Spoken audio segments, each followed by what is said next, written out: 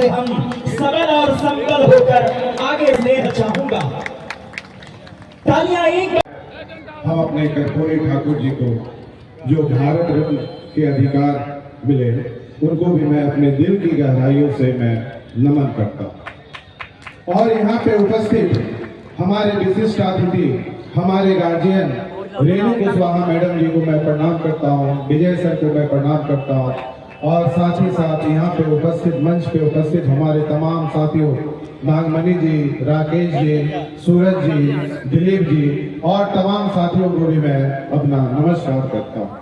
और साथ ही साथ यहाँ पर उपस्थित हमारे जितने भी तमाम साथियों हैं, भाइयों हैं, बहनों हैं, हमारे गार्जियन हैं, उन सभी को मैं अपना नमस्कार और प्रणाम करता हूँ।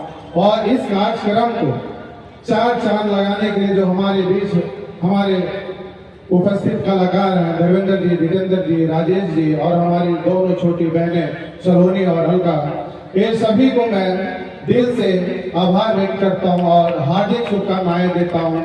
और इन लोगों को मैं यही दुआ देता हूँ कि इन लोग अपनी जिंदगी में आगे बढ़ते रहें और अपने समाज का, अपने राज्य का, अपने देश का नाम रोशन करते रहें।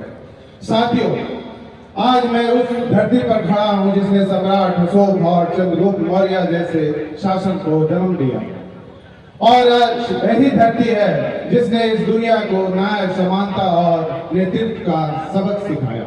लेकिन आज इसी धरती के लोग और इसी समाज के लोग अपने अधिकारों के लिए संघर्ष कर रहे हैं। यह कैसा विरोधाभास है और यह कैसे विडंबना।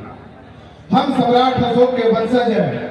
हम उस विरासत से आते हैं जिसने दुनिया को दिखाया है कि सत्ता तलवारों से नहीं बल्कि विचारों और न्याय से चलती है। साथियों, हमारी विरासत जो है वो सम्राट अशोक और चंद्रगुप्त मौर्य जैसे महान वीरों की है, जिन्होंने भारत को एकजुट किया और न्याय और धर्म को शासन का आधार बनाया। एक ऐसा भारत बनाया जहां हर जाति, हर वर्ग, हर समुदाय के लोगों को समानता का अधिकार मिले। लेकिन आज इसी धरती का समाज अपने ही हिस्से की हिस्सेदारी के लिए संघर्ष कर रहे हैं, लड़ रहे हैं। और यह सवाल हम सभी को झकझोरता है। जिस सम्राट अशोक ने हम लोगों को इस धरती का राजा बनाए थे, इस धरती का शेर बनाए थे, आज इसी शेर को यहाँ के सत्ताधारियों ने, यहाँ के राज करने वाले नेताओं ने इस जंगल के शेर को, इस धरती के शेर को एक पिंजड़े का शेर बना रखा है।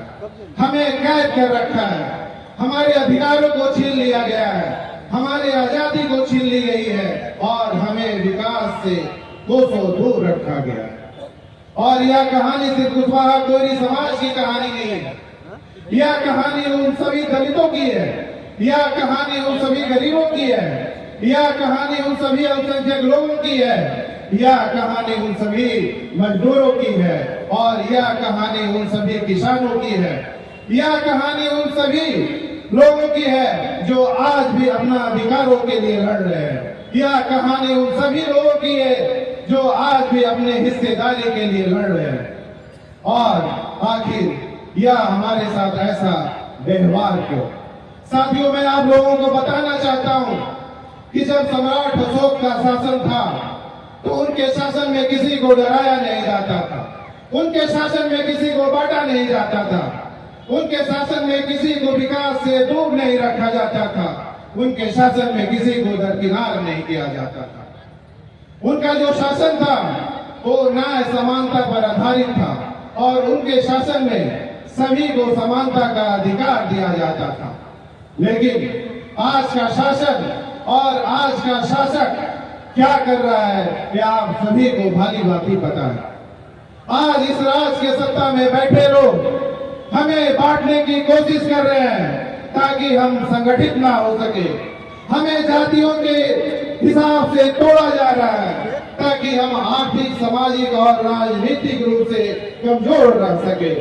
हमें विकास से दूर रखा जा रहा है, हमारी आजादी छीनी जा रही है, हमारी अधिकारों को छीना जा रहा है। आखिर यह कब तक चलेगा? साथियों, यह समय है, मैं आप लोग को कहना चाहता हूं कि यह समय है हम लोगों को एकजुट खड़े होने का। यह समय है हम अपने अधिकारों के लिए लड़ने का। यह समय है हमें अपने हिस्से की हिस्सेदारी के लिए लड़ने का। ये समय है हमें अपने 90% लोगों को अपना हक दिलाने का। और यह समय है हमें अपने लिए एकजुट होकर हमें अपने आगे जिंदगी में बढ़ने का। साथियों, मैं आप लोगों को बताना चाहता हूं कि बिहार के इस राज्य की सत्ता में बैठे लोग हमारे समाज के साथ, हमारे दलितों के साथ, हमारे अल्पसंख्यक लोगों के साथ, हमारे गरीबों के साथ पाप नहीं बल्कि महापाप का काम किए। जब हमारी जातीय जनगणना हुई तो हर समाज को टुकड़े टुकड़ों में बांटा गया, हर पिछड़ों को टुकड़ों टुकड़ों में बांटा गया, हर कुशवाहा समाज को भी टुकड़े टुकड़ों में बांटा गया।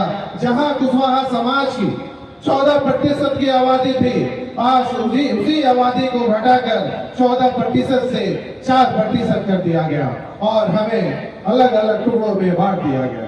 यह सच में